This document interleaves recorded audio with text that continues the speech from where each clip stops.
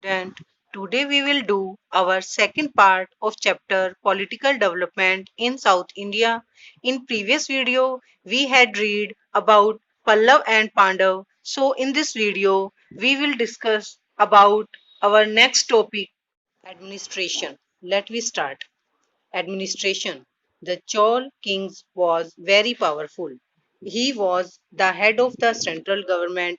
He was all powerful, but he acted upon the advice of his council of ministers in government affairs. He supervised the administration, looked after justice, and led troops in battles. इसमें बताया गया है कि चोल राजा बहुत powerful था और वह central government का हेड था और वह बहुत पावरफुल था, लेकिन गवर्नमेंट अफेयर्स के लिए उसे काउंसिल मिनिस्टर की एडवाइस लेनी पड़ती थी।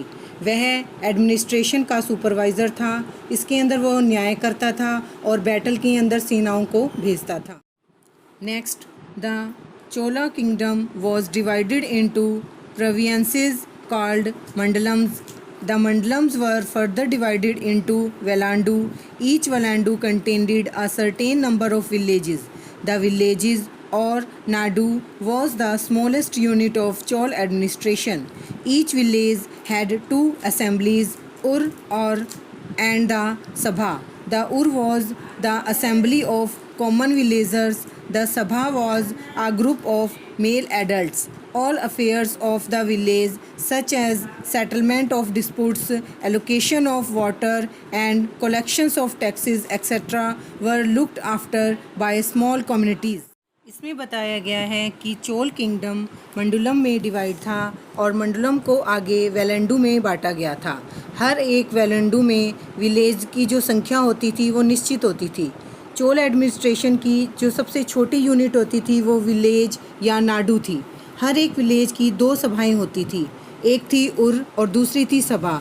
जो उर के सभा के मेंबर्स होते थे वो आम लोग होते थे और जो सभा के मेंबर्स होते थे वो मेल एडल्ट होते थे। गांव के जितने भी मामले होते थे, जैसे कि लड़ाई झगड़े का निपटारा करना या पानी को डिवाइड करना या टैक्सेस वगैरह कलेक्ट करना, तो ये सारे जो काम होते थे वो स्मॉल कम्युनिटी के द्वारा की जाती थी। Chols has a powerful army. The army consisted of elephants, cavalry, and infantry. Navy was the most powerful wing of the army. Land and trades were the two major sources of revenue for the Chols.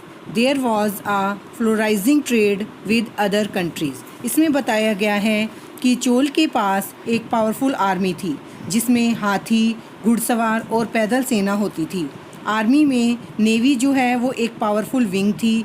भूमि लगान और जो व्यापार के जो लगान होते थे वो चोल के दो प्रमुख साधन होते थे और इस समय के अंदर उन्होंने दूसरे देशों के साथ भी व्यापार करना शुरू कर दिया। Society apart from the nobility, the Brahmas and merchants were great respect in society. The trades and artisans enjoyed great in society. The different sections of society were cooperated with each other for common purpose. Women were also held great honor in the society.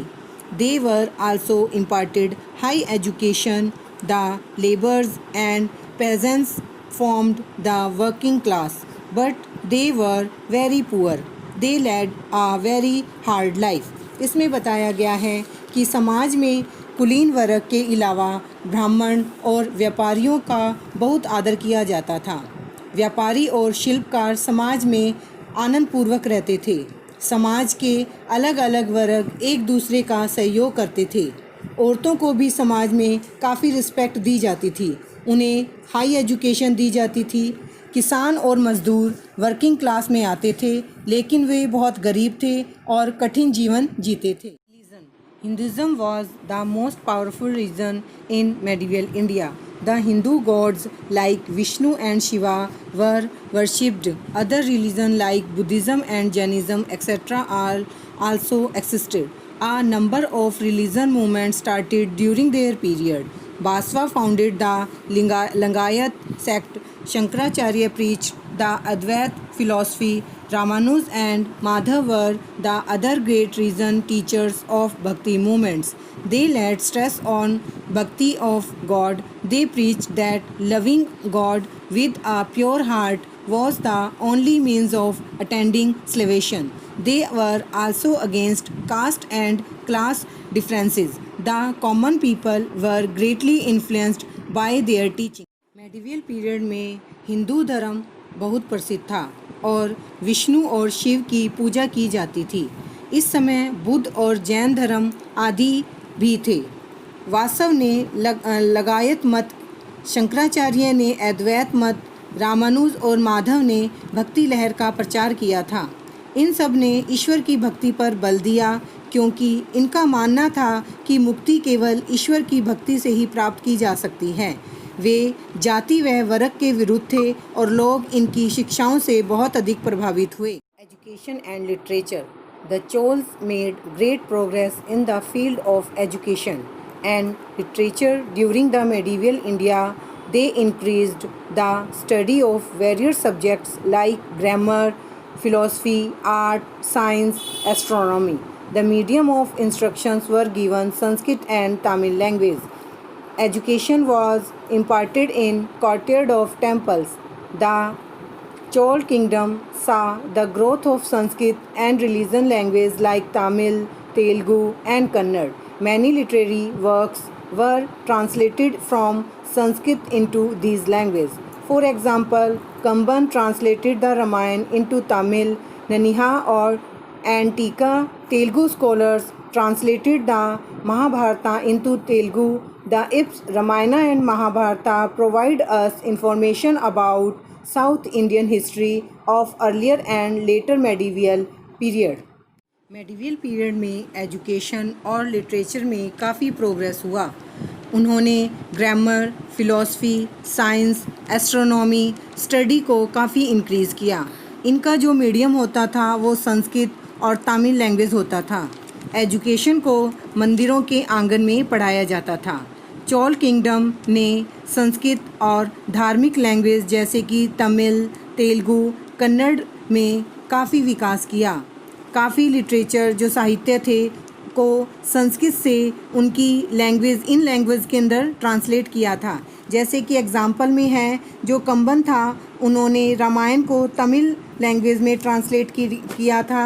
ननिहा और टीका जो कि Telugu scholars थे उन्होंने महाभारत को Telugu language में translate किया। रामायण और जो महाभारत थे वो मेडिवल पीरियड के अंदर उन्होंने साउथ इंडिया की जो अर्लियर और लेटर जो भी हिस्ट्री थी उसके बारे में इंफॉर्मेशन जो हमें है वो रामायण और महाभारत के अंदर मिलती है। Agrarian expansion in Tamil Nadu. The Chols paid great attention to the development of agriculture in Tamil Nadu. As a result, there was much agrarian expansion. They also paid proper attention to irrigation system. Almost all rivers, especially Kaveri, were used for irrigation. They built many tanks for irrigation where it was not possible to take the water of river. They organized a tank committee for looked after the distributions of water in the fields. The Chol ruler had examined the land revenue in the cause of failure of crops due to heavy rains or drought. They provided loans to the cultivator to meet emergencies. The Chol cleaned the jungles and brought land under cultivation with the help of the nomadic tribes. इसमें बताया गया है कि चोल ने तमिलनाडु में agriculture के development में काफ़ी ध्यान दिया जिसके कारण ज़मींदारों का विकास हुआ।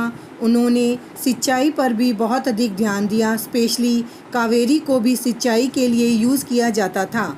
उन्होंने जिन स्थानों पर नदियों का पानी नहीं पहुंच पाता था वहां पर बहुत सारे टैंक बनवाए।